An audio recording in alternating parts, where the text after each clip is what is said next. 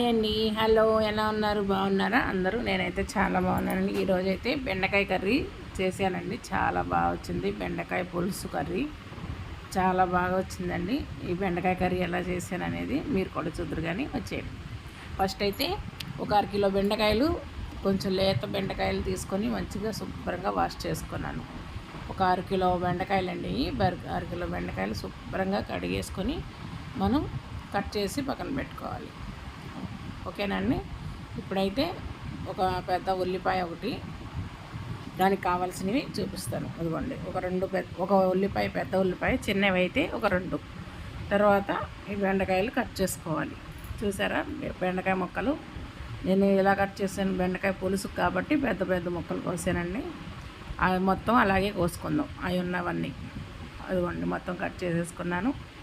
First ఇప్పుడు పొయ్యి వెలిగించుకొని గిన్నె పెట్టుకొని మనకి సరిపడంత ఆయిల్ పోసుకొని కొద్దిగా జీలకర్ర, కొంచెం ఆవాలు, కొద్దిగా కరివేపాకు వేసుకొని మంచిగా ఫ్రై చేసుకొని దాంట్లోనే మనకి పక్కన కోసి పెట్టుకున్న ఉల్లిపాయలు కూడా దాంట్లో వేసుకొని మంచిగా ఫ్రై చేసేసుకోవాలి. బెండకాయ పులుసు చాలా బాగుంటుందండి. మనం చేసే విధానంలో చేస్తే టేస్ట్ అయితే చాలా బాగుంటుంది. ఒకసారి ఇలా ట్రై చేసి చూడండి, చాలా బాగా వస్తుంది. మీరు కూడా ఇప్పుడైతే కొద్దిగా సాల్ట్ వేస్తాను. కొంచెం సాల్ట్ వేసి మళ్ళీ మూత పెట్టేసి ఉల్లిపాయలు మంచిగా ఫ్రై అవనిద్దాం. ఒక 5 నిమిషాల తర్వాత మళ్ళీ మీకు చూపిస్తున్నాను. చూసారా ఉల్లిపాయ ఎంత మగ్గిపోయినాయో. ఇప్పుడు ఆ బెండకాయ ముక్కలన్నీ వేసేసి మంచిగా మొత్తం కలిసేటట్టు బాగా కలుపుకుందామండి.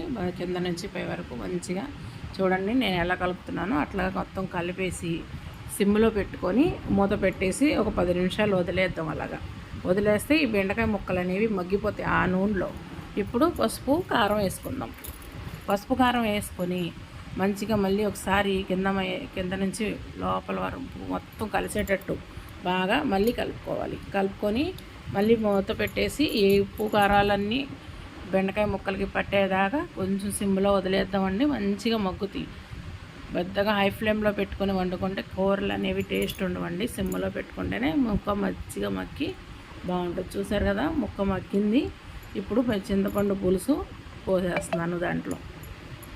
ఒక 5-10 నిమిషాల తర్వాత మళ్ళీ మీకు మూత తీసి చూపించానండి. అది చింతపండు పులుసు పోసుకొని మంచిగా కలిపి ఇప్పుడు మూత పెట్టేసి బాగా ఉడకనిద్దామండి. పులుసు బాగా ఉడికితే చాలా బాగా టేస్ట్ వస్తుంది, మంచి స్మెల్ కూడా వస్తుందండి.